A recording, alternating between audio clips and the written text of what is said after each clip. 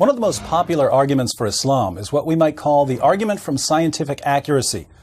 Muslim apologists claim that the Quran contains numerous scientific insights that couldn't have been known by Muhammad apart from divine revelation, and that were only verified centuries later. Now, I've debated Muslims on this argument, and I find it very strange because the Quran is a scientific disaster. Everything Muhammad could get wrong, he got wrong. The Quran claims that semen is formed between the backbone and ribs, Surah 86, verses 6 to 7.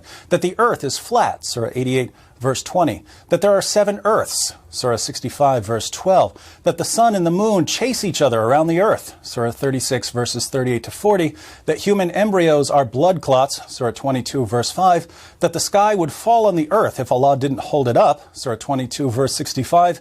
And that stars are missiles that Allah uses to shoot demons who try to sneak into heaven, Surah 37, verses 6 to 10, and Surah 67, verse 5.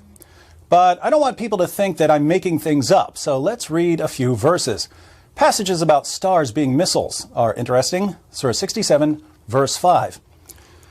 And indeed, we have adorned the nearest heaven with lamps. Lamps are the stars. And we have made such lamps as missiles to drive away the shayateen, devils, and have prepared for them the torment of the blazing fire. Stars are missiles that drive away demons. How does this work? Surah 37, verses 6 to 10. Verily, we have adorned the nearest heaven with the stars for beauty, and to guard against every rebellious devil. They cannot listen to the higher group, angels, for they are pelted from every side, outcast, and theirs is a constant or painful torment, except such as snatch away something by stealing, and they are pursued by a flaming fire of piercing brightness. Demons who sneak into heaven to steal some information are pursued by a flaming fire of piercing brightness. Muhammad explained in the hadith that this refers to shooting stars. When you see a shooting star, it's because Allah or the angels caught a demon trying to steal something and hurled a star at the demon. Now, this is silly on multiple levels. Shooting stars aren't really stars. They're rocks that burn up when they enter the Earth's atmosphere. And how many Muslims really believe that when a rock hits the Earth's atmosphere, it's to stop a demon from getting away with valuable information?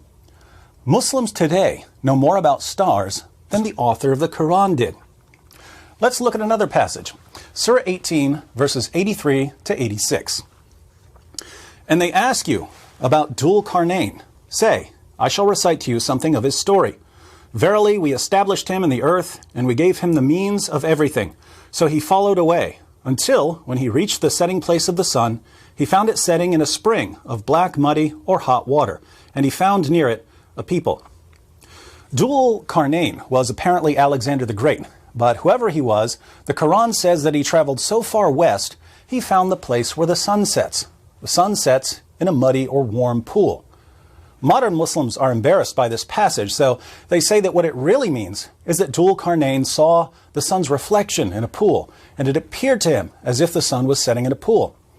This obviously isn't what the text says, but it's important to note that Muslims who want to explain the passage this way are claiming to understand the Quran better than Muhammad, because Muhammad himself claimed that the sun sets in a pool.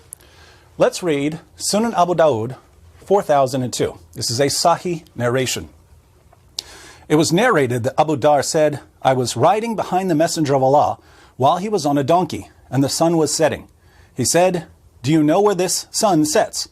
I said, Allah and his Messenger know best. He said, it sets in a spring of water.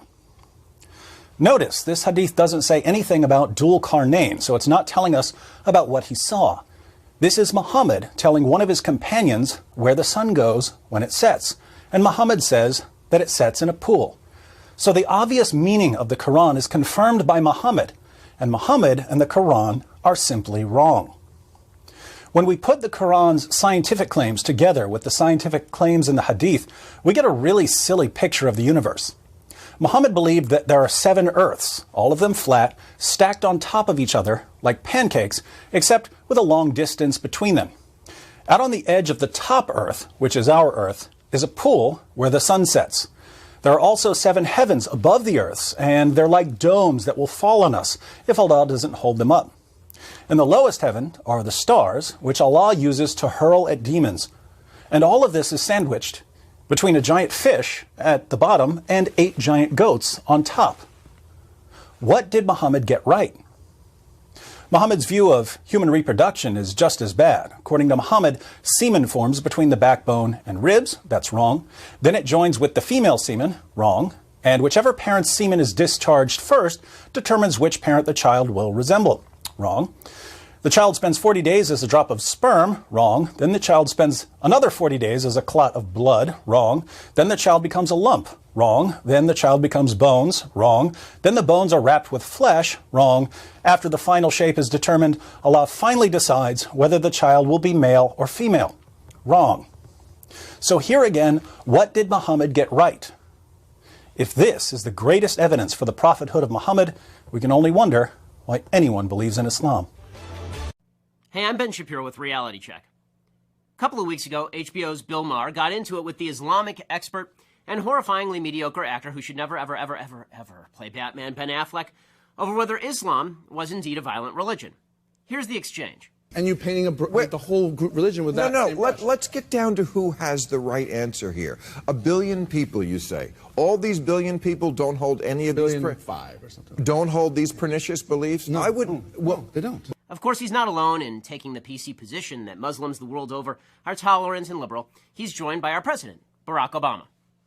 Islam teaches peace. Muslims the world over aspire to live with dignity and a sense of justice. Wow, it's just like John Lennon's Imagine. Now, the question isn't whether Islam itself is violent. It's what its adherents believe, because that's what they act upon. There's plenty of violent material in the Old and New Testaments. Hey, I'm an Orthodox Jew. I read the Old Testament a lot. But believers in those particular texts are not currently ramming airliners into towers or beheading journalists or mutilating female genitalia. So, let's examine the question. Is radicalism in the Muslim world a tiny minority phenomenon? So to answer that question, we need to define our terms. We're really not talking about people who are active terrorists. Radical beliefs are a lot broader than terrorists, and anybody who argues otherwise is being naive or foolish or disingenuous. But terrorists draw their moral, financial, and religious support from those who are not terrorists themselves. So, who are the radicals? Ben Affleck actually was right on this. There are approximately 1.6 billion Muslims on the planet, and they're from 49 different countries in terms of where they have a majority. All the population stats, by the way, are from Pew Research as of 2011. Indonesia is the world's most populous Muslim country. It's got almost 205 million Muslims living there. According to one 2009 poll, it showed almost 50% of Indonesians actually support strict Sharia law, not just in Indonesia, but in a lot of countries, and 70% blamed the United States, Israel, or somebody else for 9/11. So, you make that calculation, it's about 143 million people who are radicalized. You scared yet? We're just getting started. Okay, Egypt, 80 million Muslims. According to that same 2009 poll, it showed that 65% want strict Sharia law in every Islamic country, and almost 70% said that they had positive or mixed feelings about bin Laden. So that's 55.2 million more radicals. Pakistan has almost 179 million Muslims. 76%, just over 3/4, want strict Sharia law in all Islamic countries. That is another 135.4 million radicals. Bangladesh, not a country you tend to think of as Muslim, but there are 149 million Muslims living there. As of 2013, just over 1/4 said suicide bombings or targeting of civilians was sometimes justified. Another 82% want Sharia to be the official law of the country, and 2/3 said honor killings of women can sometimes be justified. Honor killings, 2/3. It's 121.9 million radicals. Nigeria, 75.7 million Muslims live there. 71% favor Sharia law. That's 53.7 million people. Iran, 74.8 million Muslims. 83% favor implementation of Sharia law as of last year. So that's 62.1 million more radicals. Turkey has 74.7 million Muslims. And 32%, this is a moderate Muslim country, probably the most moderate Muslim country, 32% said honor killings of women could actually be justified sometimes. So that's 23.9 million radical Muslims in our moderate ally, Turkey. Morocco, 32.4 million Muslims live there. Just over 3/4 support Sharia law. That's 24.6 million radical Muslims in Morocco. Iraq, 31.1 million Muslims live there. 78% say honor killings of women can sometimes be justified. That amounts to 24.3 million Muslim radicals. Afghanistan, 24 million people. A huge majority, 76%, support at least occasionally, or just once in a while, honor killings of women. 99% actually want Sharia to be the law of the land. So it's like a Cuban election over there. 24 million radical Muslims over in Afghanistan. Jordan, smaller Muslim country, 6.4 million Muslims. Right now, Hamas is enjoying like a 60% approval rating. So 3.8 million radical Muslims in Jordan, which is, again, a moderate country. Palestinian areas, right? We're sending literally hundreds of millions of dollars to the Palestinian areas. We are, the American taxpayers. 4.3 million Muslims live in the Palestinian areas. 78% of those had positive or mixed feelings about bin Laden. 89% support terror attacks on our ally, Israel. 89% support Sharia law. We should give them a state, folks. That's 3.83 million radical Muslims. How about in the West? Okay, let's take it to France. France, 4.7 million Muslims live there. A 2007 poll showed 35% of French Muslims said suicide bombings could sometimes be justified. It's 1.6 million radical Muslims living in France. Great Britain, 2.8 million Muslims living there. 78% wanted cartoonists of Muhammad legally prosecuted. So we're talking about 2.2 million radical Muslims in Great Britain. How about here in the United States? Well, we have a very moderate Muslim population. We do. 2.6 million Muslims live here, according to Pew Research. 13% said violence against civilians can be justified. 19% said they were either favorable toward al-Qaeda or just didn't know. Because who knows, really? That's almost 500,000 radical Muslims here in the United States. Here is the total of the countries that we've gone through just now. 680,030,000. 680,030,000 radical Muslims.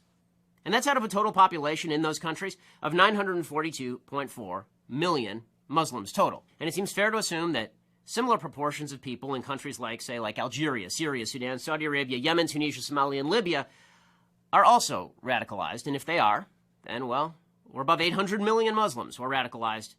More than half the Muslims on earth. That's not a minority. That's now a majority. And that's still not even surveying hundreds of millions of Muslims in other countries. In other words, the myth of the tiny radical Muslim minority is just that. It's a myth. And, unfortunately, it's a myth that's going to get a lot of civilized people killed. Please subscribe to our YouTube channel or click here to give a quick donation.